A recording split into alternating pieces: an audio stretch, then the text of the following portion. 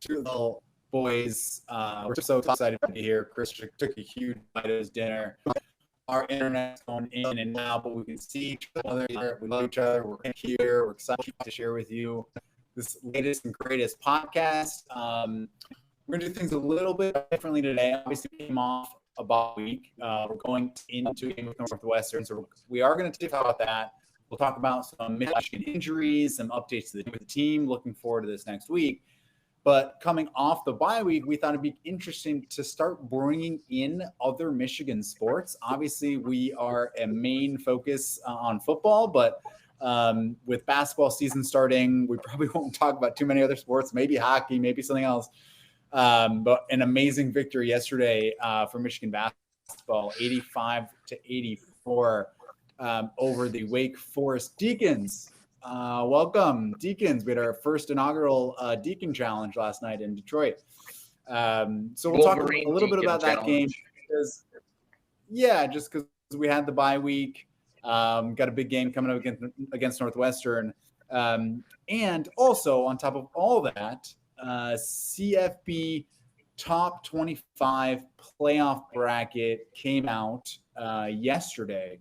So we'll do an in-depth, deep dive analysis on the top 25 teams, where we think ultimately we're going to fit in, where the other teams are fitting in, some interesting matchups we think are going on, and of course our, let's say, anticipated due to the week coming off the bye week, and our Freak Nasty picks from Chris. I will try to continue my Black Horse challenge as well. And then Miteh, we're so happy you're here. We love when you join us. Welcome back. We'd love for you on your own segment. I mean, you're the only one of us four without a segment. So maybe think of a segment coming up in this hour, and we'd love to give you the floor. So cool. Let's first talk about Michigan injuries. Anyone come to the table with a big update? I hope we've heard something good. Anyone hear anything good? Sharon did an interview this week with oh my God, I'm blanking on he's the guy who does all the interviews. Sam Webb. He did an interview with Sam Webb. Yeah. And he said that Klein is probably good to go. The linebackers might need another week, but they could see some playing time. Justice Hayes is week to week. But looks like we're going to get a couple back in the tight end department. The defense is going to be short-staffed, I think, still, but the offense should have everybody minus Justice Haynes. That's positive. At least we're making some progress. I'm curious. Anyone hear any word on Justice Haynes? There's no way he's coming back the next couple of weeks, is there? I mean, foot surgery, what was it, end of October? It's got to be longer than 3-4 weeks. Yeah, even with all the miracles of modern surgery, you got to imagine he'll be out a little longer. If anybody can pull it off, it would be the Michigan medical staff. The greatest medical program in the United States, University of Michigan. That's right. If anyone can do it. On the Ohio State game, there's just I have an odd suspicion he'll be coming out of the tunnel on that beautiful Saturday after Thanksgiving. I heard he's getting surgery at Ypsilanti Foot and Ankle Care. Well, then I retract my previous statement. Oh, no. Then I retract. No, that's fine. All the medical center. Love our brothers in Ipsy. Heck yes. Yeah. Love our brothers in Ipsy. Big news coming out of Michigan State today. Late breaking news. Gosh, just hate to see that. What's a good word for it? I don't know. Downslide. That's not the term I'm thinking for, but just a really SHIT show of a program right now. Vacating 14 wins over the past, I think, 3 seasons. So Jonathan Smith, the new head coach, is a no-win head coach technically now. I think a lot of these recruitment violations go back to Mel Tucker, so it's not necessarily Jonathan's fault, but dang, that's a tough thing to see. The information that I've gotten is that there was like a computer error that sent out just letters of acceptance when it should have sent letters of rejection. I guess this happened to 3 players at Michigan State. It's very odd that Michigan State is taking the penalty where, it's like you can argue, hey, this was a mistake. This happened under multiple coaching regimes. It's odd that they let them vacate the wins unless they're trying to get rid of Jonathan Smith or bury Mel Tucker. You mean you think Michigan State? What were the violations? Instead of accepting. How do you get rejected at MSU? That's my only concern. It happens. Believe me, it happens. Okay. Not very often. There's been a couple people. If you get really low on your algebra scores, they don't let you in. No, it was the violations are 3 players playing that should have been ineligible. That's crazy. Like, first of all, you got to catch that as a program. How do you let that slip through? And that's just disappointing. So, anyways, I don't want to spend too much time in Michigan State. Just kind of sorry, really sad to see where their program is right now.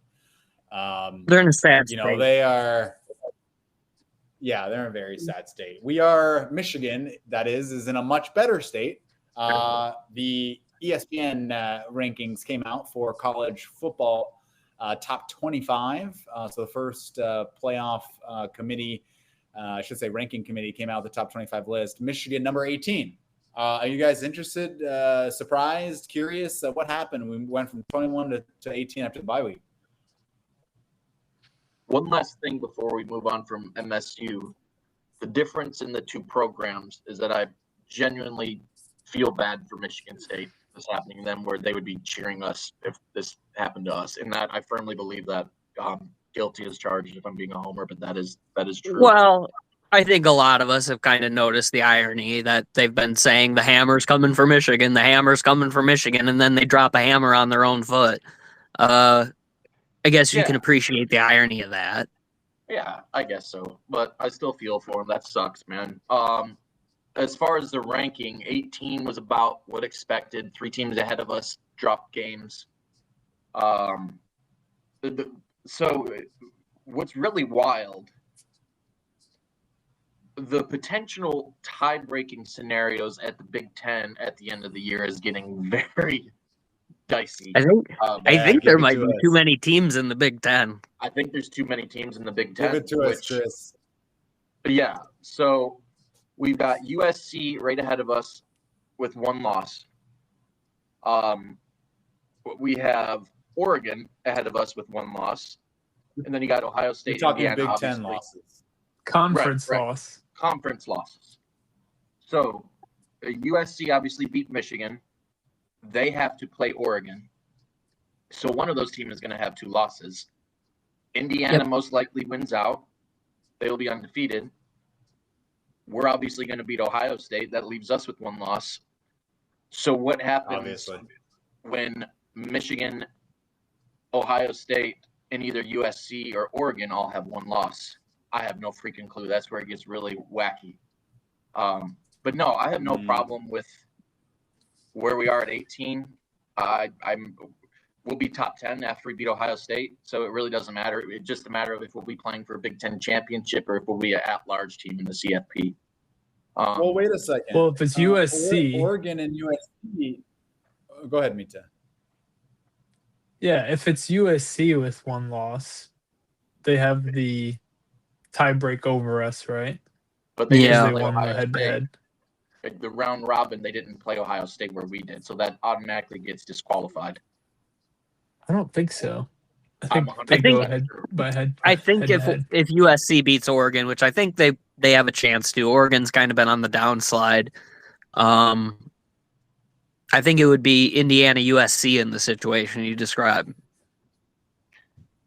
That's where it's dicey because they didn't play Ohio State, and that therefore the round robin does not come into play, and then it comes to your record against common opponent, which is Purdue. I'm telling you, it's a lot of things. I looked into it and it was like, oh my God, I'm stopping looking because it's too much to really talk about. Just it's one of those things that drives you crazy with the potential outcomes. I was like, AI, keep doing deeper research, and it just couldn't keep going any further.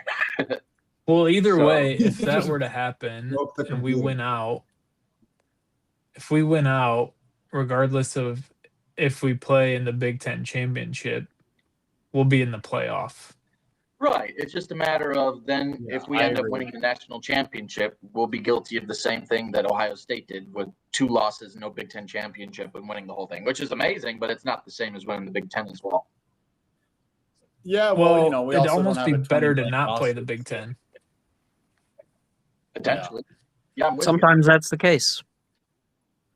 Yeah, but no, I just found that fascinating. I think Texas A&M, Indiana aren't going to lose any more games, so probably not. I find you fascinating. I find every ounce of you fascinating. All right, guys, let's keep this PG. Come on. But yeah, those are my thoughts on the rankings. We're going to keep moving up, but there's a lot of stuff that's going to happen between now and the end of November. Yeah, I mean, it's a good point with the Big Ten situation. I agree it's complicated. I think the only tricky part really you get into is if we win out and then USC wins out. That kind of becomes tricky. But like to Miteh's point, as long as we're in the top 12, and we will be if we beat Ohio State, I'm happy with that. It is kind of strange to like not win the Big Ten and then, win the national championship. Like, I do kind of agree with that sentiment. Like, that's a strange place to be. But at the end of the day, that's also how the CFP is set up, right? There's only, 3 or 4, like, automatic bids. So the rest of the field, which is actually the majority of the field, are not conference champions, right? That's kind of like, that's how it's built. I also, not to keep on this subject, but the ACC could be the first Power 4 now conference ever to not get a guaranteed bid if a few things occur. That's how poor of a season they're having. It could be what are they? A Sun Belt champion could be getting the automatic qualifier because they'll be higher ranked than an ACC champion. So everybody can do their own research on that. Just know that it's a possibility the ACC may not send a representative to the college football playoff, which is wild. Yeah, they don't get an auto bid. No auto bid. I did not know that. I just learned that. Yeah, ACC's a real everyone's going 8-4 kind of year. It's fun to watch. It's been exciting. You're exciting. They had a chance though, right? Wasn't that like Florida State coming out of ACC? I mean, they looked good in the beginning of the year, man. They got a great quarterback. Something happened. I have no idea what happened at Florida State. They beat Alabama totally and then they lost 4 games in a row. Oh, that's tough. And then Miami's lost a couple. Virginia just lost one. They were the top of the ACC. Now it's getting more convoluted. Yeah, they just lost to like an unranked team or something. Yeah. They did. Actually, that's a great reminder to double check your pick'ems for this week. Because I had Virginia as my 6 or 7 point pick, and they went down. So I had them as my 10. Yeah, I had the Who's as well. Did you really? Virginia? Dang. That's an interesting pick. All right, we got to check. I know I'm crawling back against Miteh. I think Miteh is place number 3. I can't get over Kyle's accuracy. Like, what the heck is it, man? You have got some crystal ball situation going on. I think you're over 90% accurate in your college pick'em scores. Yep, you just got to trust the process. Which team do I like more? Oh, okay, you go with the heart.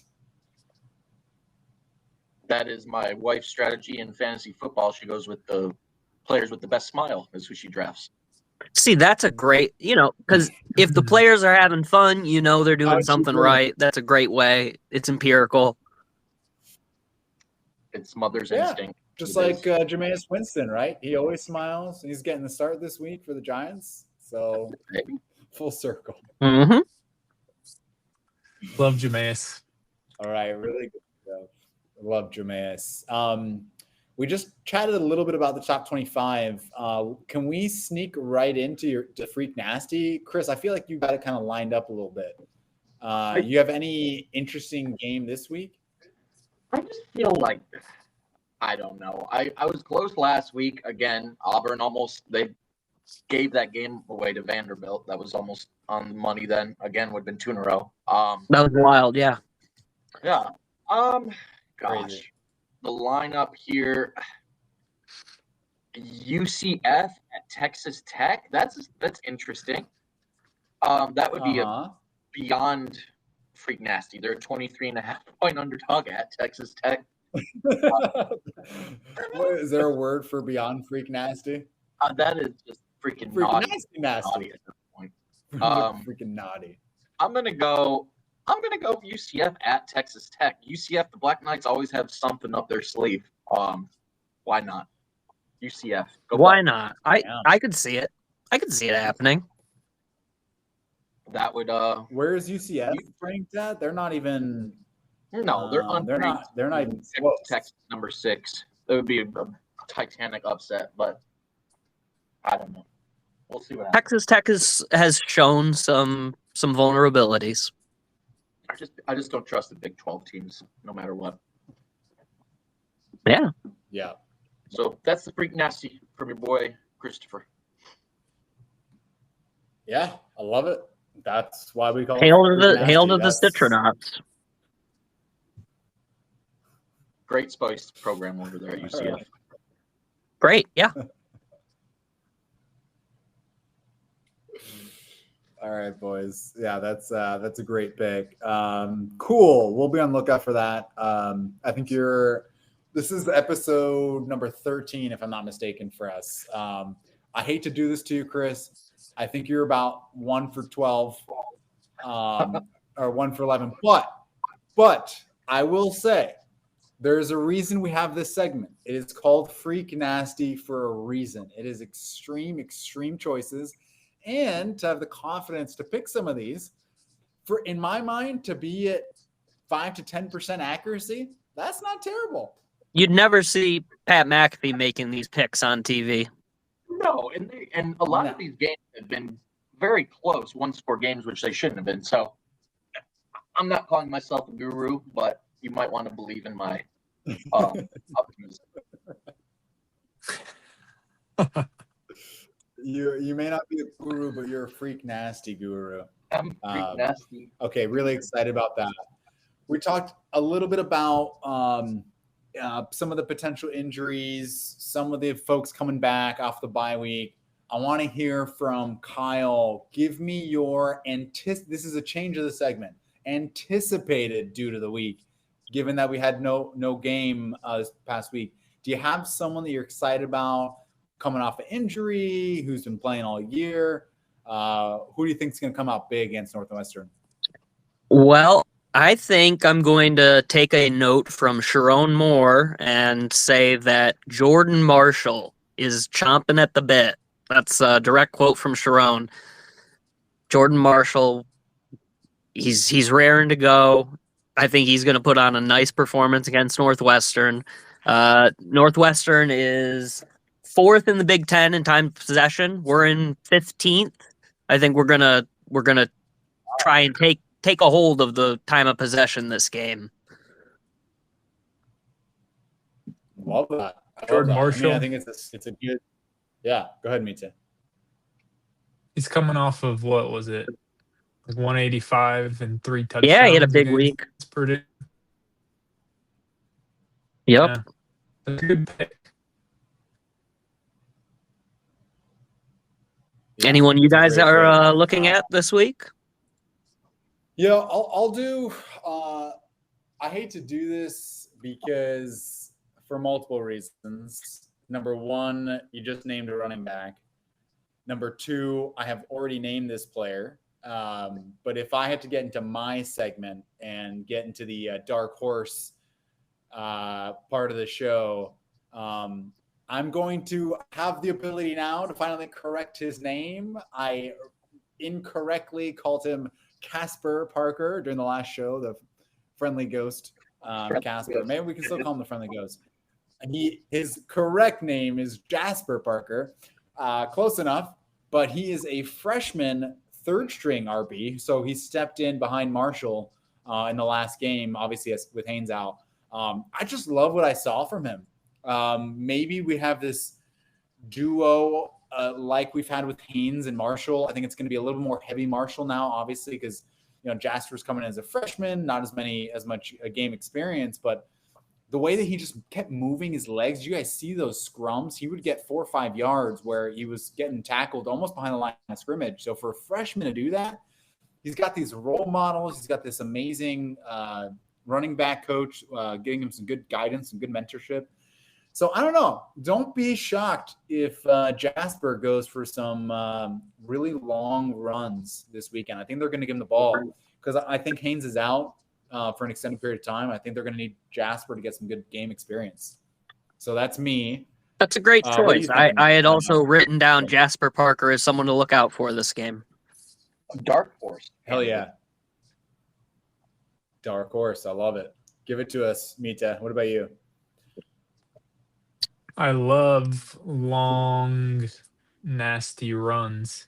What do you know about? I don't know. I'm kind of hoping that that Bryce has a better game this weekend. I feel like we need to start seeing something out of him to build up my confidence for the game later this month. So, like, I know we could hand it off to Jordan and win this game just by running the clock and running the ball, but I feel like I got to see something out of Bryce. I got to see more accuracy on those deep balls.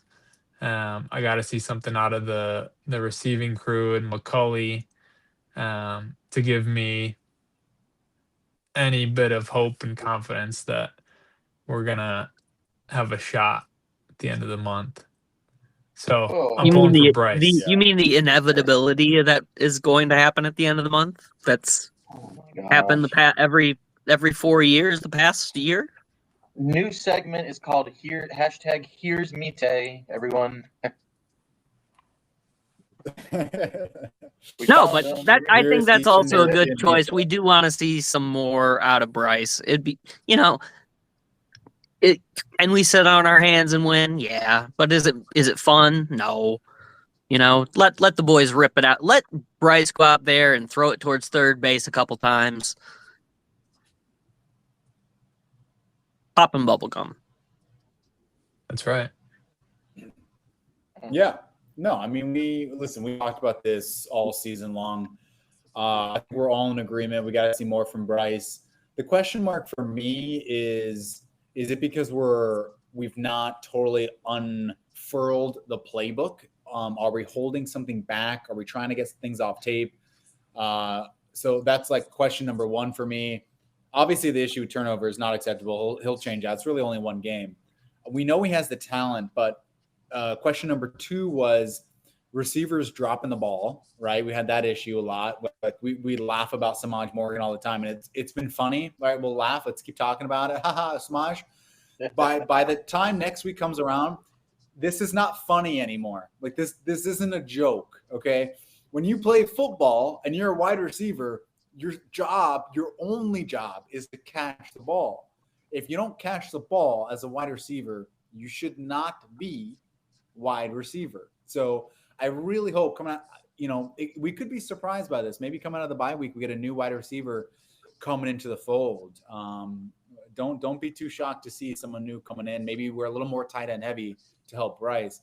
But Miteh, I'm curious, in your mind, is it because of Bryce's incapability, quote unquote, or is it because of coaching, play calling, etc.? I mean, I don't think all the pieces are there. Offensive line is young, so part of it is just not getting time. receivers aren't fully, they're not creating separation, they're not getting open, or they're dropping it, like you said. So, I mean, it's a lot of different things. But again, I feel like we should be seeing improvement on those things over the course of the season, and we just haven't, right? Like we beat Purdue by what, 5 points? They're 0-7 in the conference, so They're the worst team in the Big Ten. Worst team in the Big Ten, yeah. So I'm feeling a little down. I got to see something to get me excited again, and I hope that's going to be this weekend at Wrigley. Makes sense. Miteh, keep thinking about your segment because it's coming up soon. Chris, I got to bring this up. I would be remiss if I did not talk about USC's quote-unquote illegal fake punt against Northwestern, which for background folks, they did a little jersey switch with the punter took off his jersey, I believe it was number 80, and gave it to a backup quarterback without announcing it, which you cannot do. In the game, no penalty, totally fine. USC converted the fake punt. After the game, officials say that was totally illegal, should not have been allowed. Chris, do you think that we'll start making these types of plays? Like, at the time of the game that was made, USC and Northwestern were kind of close. And this play really allowed them to kind of win the game and pull forward. Do you anticipate doing things against Northwestern like this? Do you anticipate Northwestern pulling these sorts of tricks on us? How do we manage that the next couple of weeks as we go into the biggest game of the year against Ohio State with these two trap games? Do we leave it all out? Do we hide some stuff? How do we handle that? The first thing I looked at when I was doing the research for this game was, what's the weather going to be in Chicago on Saturday? And it's supposed to be 62 and beautiful day in Chicago in middle of November. That doesn't happen. So weather will not be a factor, because in weather, you just never know, especially with a young team. If you turn the ball over, something can happen. I was like, that could be a crapshoot. Now I know that weather will not be an issue. Miko suggested that Bryce needs to prove before Ohio State. I really believe he's due to have that game. The only problem is that, and you've alluded to it as well, Sharon has learned a sense of gamemanship from Jim Harbaugh that cannot be underestimated, and a level of pettiness perhaps towards Ohio State that they might sacrifice some stats just to be a thorn in their rear end at the end of the year. And get that W, because they know how freaking important it is to all of us idiots to beat Ohio State and keep your job no matter what. Your job's secure if you beat Ohio State every year. So, yeah, I think he's completely capable of it, but he's deliberately being withheld. That's why I think it's going to come down to just old-fashioned, as Kyle said, Jordan Marshall, Jasper will have a big game. It's going to be a lot of the same stuff we've seen all year and had success with. I don't think it's going to be a very close game. Wow, that's a great pick. And I know, it's interesting going to this part of the season because you've got teams in Northwestern Maryland who are not, cream of the crop. But Maryland's a good team, right? And Northwestern is going to give us a challenge too. These teams want to beat us. So just like we saw from Purdue, this isn't going to be a cakewalk. We were dealing with injuries. That's another big question mark. Like going into this game, we have to see how healthy we are, number one. Number two is, God forbid, knock on wood, you know, these guys sustain additional situations. We've only got 2-3 weeks to recover until Ohio State. So I'm a little concerned with that. Kyle, is there someone on the Northwestern team that you're concerned about? Do they have playmakers do you think can do some damage? Their number one playmaker, I'd say, is their quarterback, whose name I wrote down, but I've lost it. Preston Stone. Preston Stone is their kind of weapon. If anything, the offense runs through him. They've got a pretty solid defense. They've put up a lot of fights over the year. That's Their best win, they beat UCLA, pretty good UCLA team. Beat Penn State. They beat Penn State. But I know, but I can't decide if that's a good win. Penn State has just had such a bad year. Yeah, it used to be a thing like, oh, they beat Penn State. That used to be a milestone. Unfortunately, not. The times they are changing. I'll say, let me just add to that. Kind of like, that's a really good point. I think the quarterback's going to be dangerous. I just pulled up a stat though, really interesting.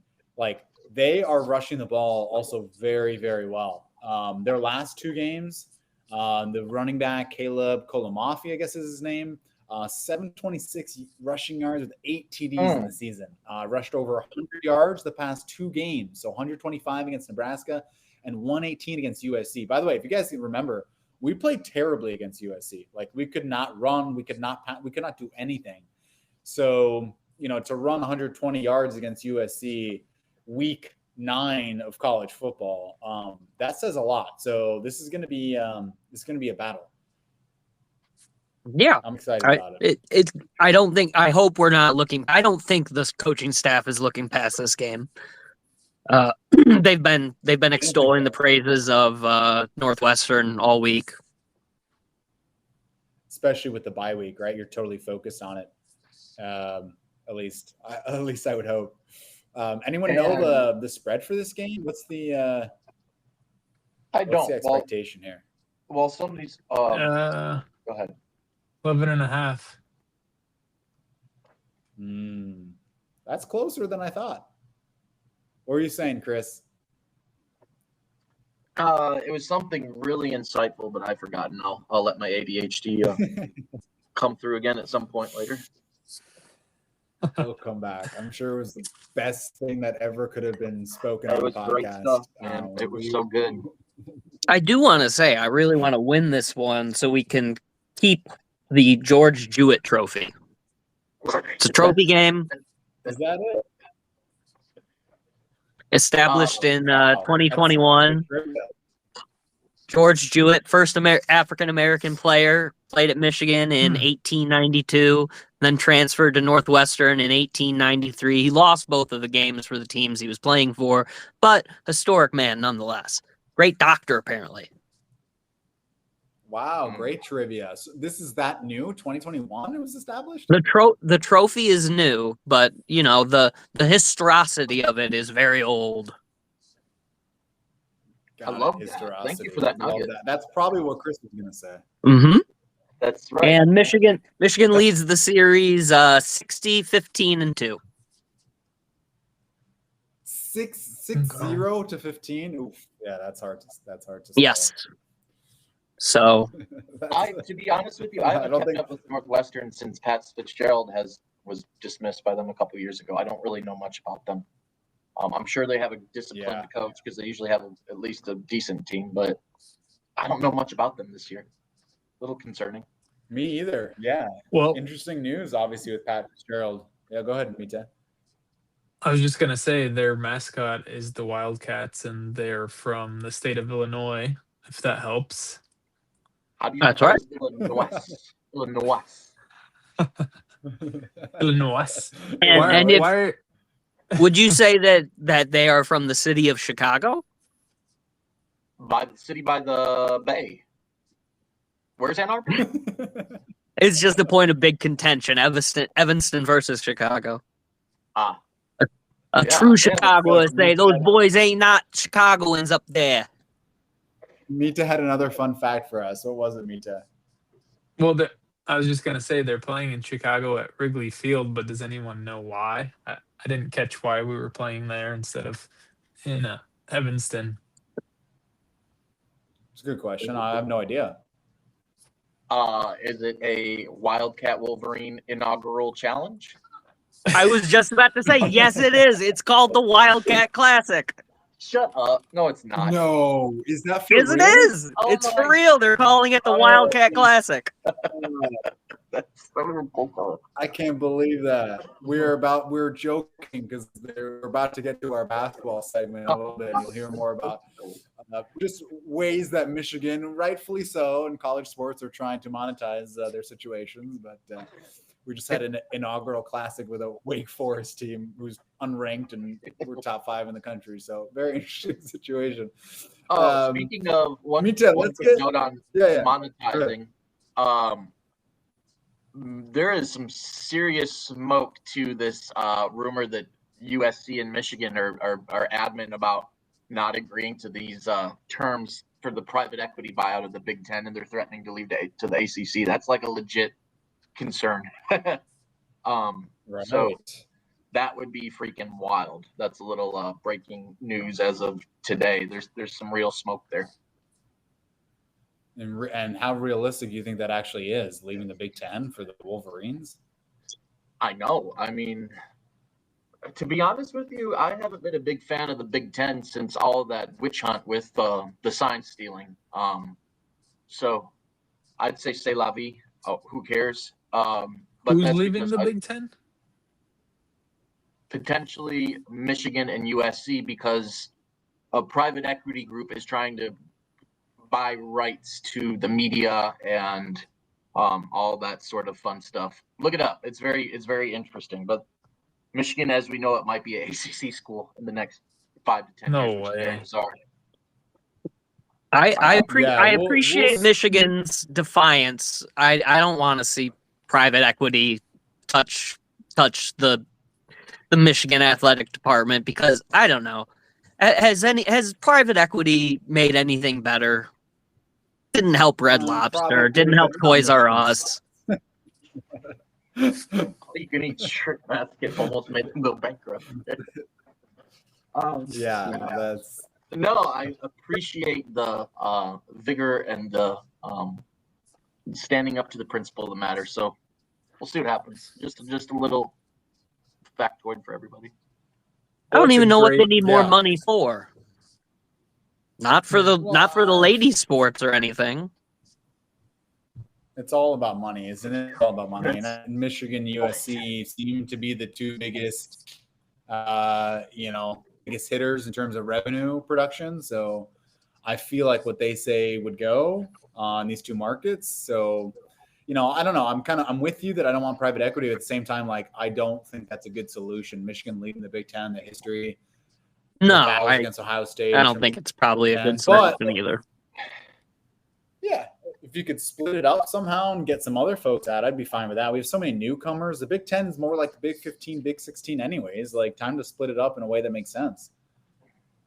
Yeah, it's if nothing else, they're using it as leverage to bargain a better deal. So hopefully that's all that comes of it. Yeah, great point. We got some great trivia coming out tonight. Speaking of great points, I am so excited to pass it on to Miteh for his new segment. Miteh, did you give any thought, any consideration to what you want to bring to the table weekly for this show?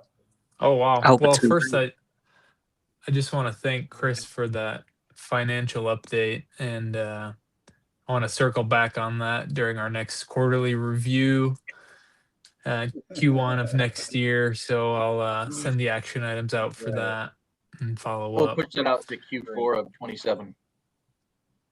Q4 of 27. Yeah, and then we'll follow up again in Q1 2028. Let's circle see back how that's on that going. at a later date. Put that in the parking lot. Yeah. I'll follow up on that one. So I want to introduce something fun, which is not about football, but about the other ball sport that Michigan is good at. So I don't know what we're calling it. Calling it hoopity hoops or something Miko's like that. Hoops Corner. Miteh's. Yeah, Miteh. Do you like Miteh's Hoops? Hoops Corner. Sounds like I'm selling something sketchy. Exactly. You're sitting in the corner just tossing up layups. Look at my hoops. Hey, man. Hey, man, you want a layup? Yeah. We got a squad this year, boys. Dusty May, he's been on the recruiting trail. He's been writing those checks. We got a few ballers coming in. We're 2-0 now. Snuck one out against Wake Forest. But we did have a preseason exhibition against St. John's that we also won. So things are looking up. I'm excited about the potential. We've got Jax Lindenborg. He's a All-American Zoom who tight. was going. He was going to go to the draft and then decided to come back and play for Michigan his last season. Transfer from UAB. He led he led all of college basketball in double doubles last year. So really good player. Well, who else we got? We got Elliot Cadeau, transferred from UNC. He led the ACC in assists last year, so he's going to be dropping dimes. And he looks essentially the same as Trey Donaldson did last year, so it'll be comfortable for the fan base. And then we got what's his name? Cade Mara. He's like 7'3". Ade Mara, yeah, transferred from UCLA. I think he's a Spaniard. I don't know how to interject this point, but he looks like you from behind. You have the same kind of haircut, Nico. I okay. was referring to something else from behind. Oh, That's not. I thought of something else as well. Nearly as impressive as Miteh's, but anyways. Yeah, this will be explicit. Go ahead, Miteh. Well, he's 7'3", which I think says enough. He's just a presence. What does that mean? So what does what mean? He says it explains itself. What does it explain? Well, think about a 7'3" dude with a huge wingspan, just chilling by the hoop. Yeah. I certainly think we're going to run the offense through him this year. He's a pretty good passer too. So we'll see. I don't know much about him yet besides the fact that he's huge. And then we've got McKenney, who's Mr. Basketball of Michigan, 5-star recruit, All-American coming in. He hasn't been playing super well the first couple games, but he's one of the freshman phenom that needs to get going. So those are some of the highlight players. We've got a few players coming back as well. Burnett, Cheddar are still there. So yeah, I'm excited to see where this team goes. I think we did Sweet 16 last year. I think this team could make a run for the Final Four, and definitely repeat Big Ten championship again. So I'm excited. Yeah, that was a great rundown of the roster. Thanks, Miteh. Kind of hoping you go through some of the bench players too. But I did watch the game last night. I was very excited about it. I thought we played really well. What are your takeaways? It was really close. Probably shouldn't have been that close. Any call outs? Like, we're super early in the season, game number 2, things you like, things you didn't like from us, and went to OT against this team?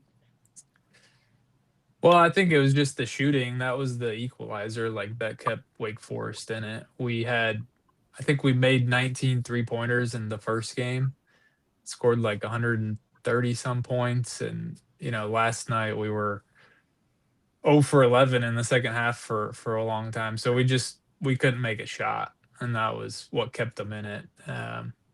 The fact that we still pulled that game out, I think, is impressive. So I'm not too worried about it. I don't think we're going to be shooting like that every single night. Yeah, I do remember that. I think there's a few minutes left in the game, and I point out, hey, if we would have made a few 3-pointers, we're up by 15, but we're not. Yeah. Go ahead, Chris.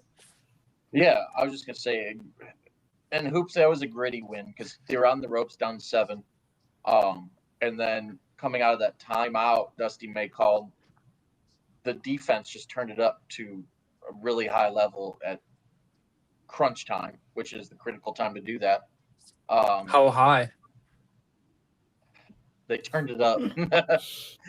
You wouldn't even understand how high. I can't even explain that. It's a secret, or it's I a wouldn't secret. understand. Yaxel played like dog doo-doo. Mr. All-American had like what 6-7 points. I don't know. Like he was playing like Nico and IM at the end of the game, just terrified of everything and throwing the ball away and blaming other people. It's like, oh yeah, he's awesome. There's no need for that. No, there's never a need for it, but that's why I do it. No, deep rotation is what the note I wrote. It was like, we got it done. We didn't make any 3-pointers and beat a very athletic, tough, well-coached team. Well, that's a good win. I was being a little pessimistic, kind of like Nico is with Michigan football. I'd say that's kind of how I am with Michigan basketball. Is like, show me first, and then I believe, rather than just innately believing. So, yeah, they look good. That was a good one. Show me, Daddy. Yeah, great assessment. Yeah, we gotta, we got innately believing is always the right way. I'm curious. I wouldn't necessarily say that game was like a, what's the word I'm looking for? Like litmus test. I know there's a team coming up. Are you excited about a specific game, Miteh? Is there a game coming up that's like, hey, if this goes well or even not well, this will be really telling of kind of who we are as a Michigan team. I know in a couple of weeks we play Auburn. I think we got Villanova coming after that.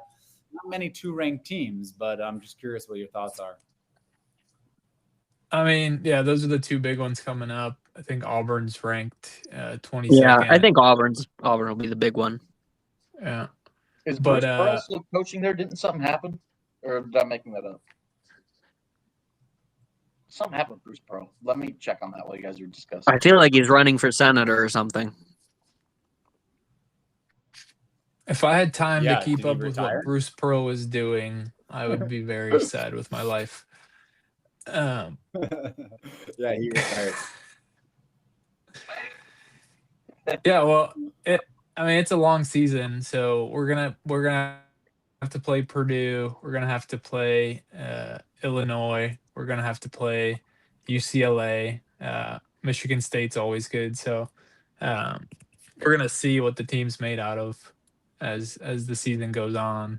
The Big Ten schedule is just inherently tough. Yeah, I think, I don't know, surprisingly or not surprisingly, for folks listening, I'll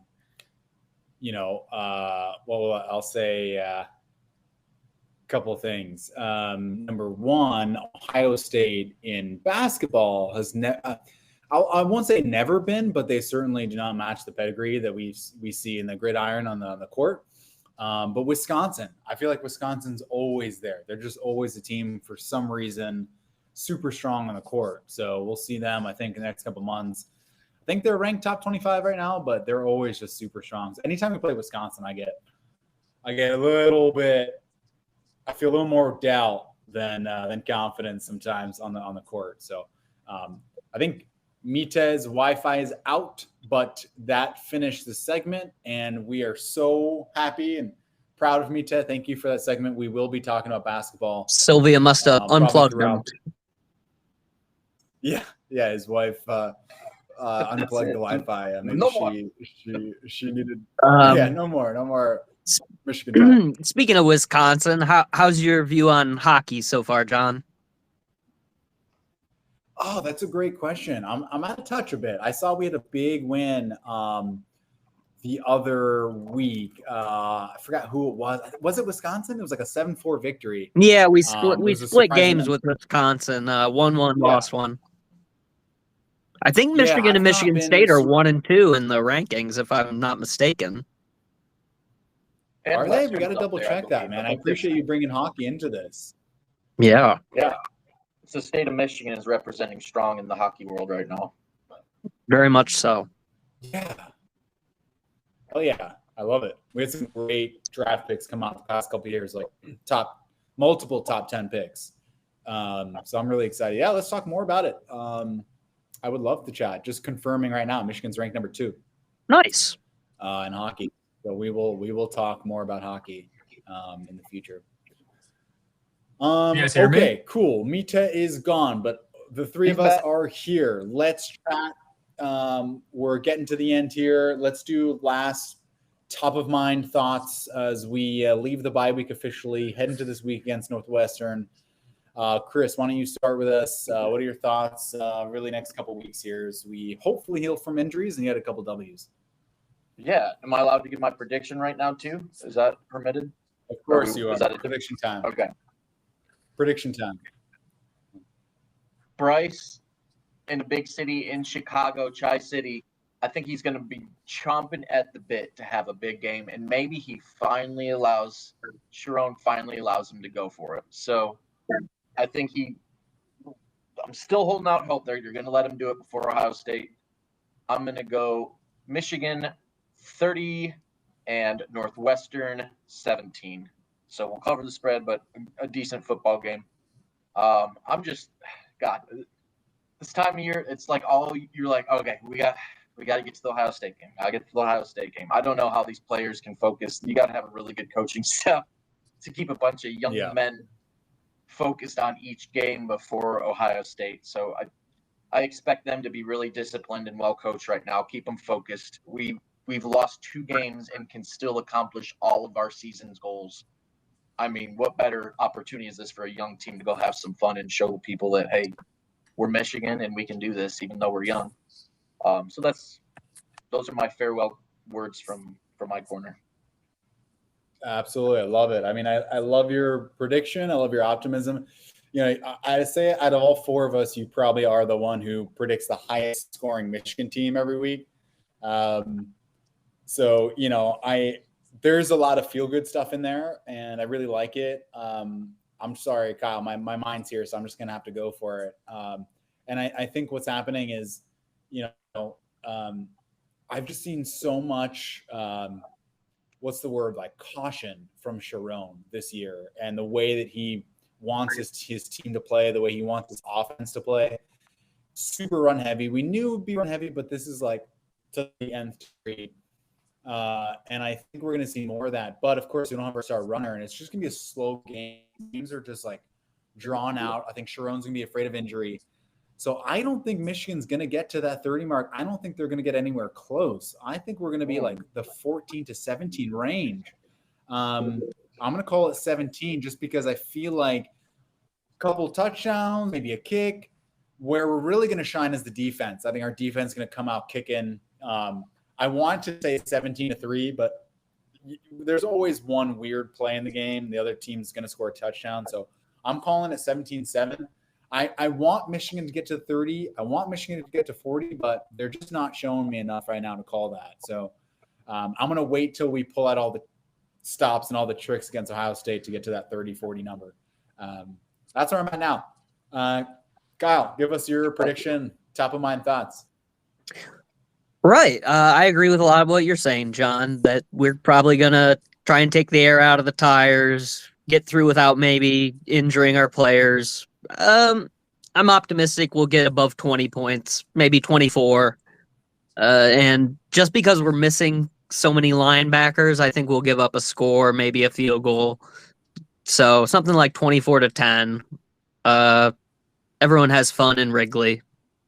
They take them out to the ball game. Yeah, I love that. Yeah, and 14 points. That's covering the spread, isn't it? So, you know, like I might have to change that because we've not been the greatest at spread covering. We've been hitting those unders and not covering those spreads. Well, we'll figure that one out. But yeah, I mean, I think like, listen, we've been playing this game all year, right? Against Purdue, I forget what the spread was, but like I think it was multiple touchdowns for sure. It was a lot. So, you know, yeah, a 5-point differential, and that was with most of our team. So we'll see.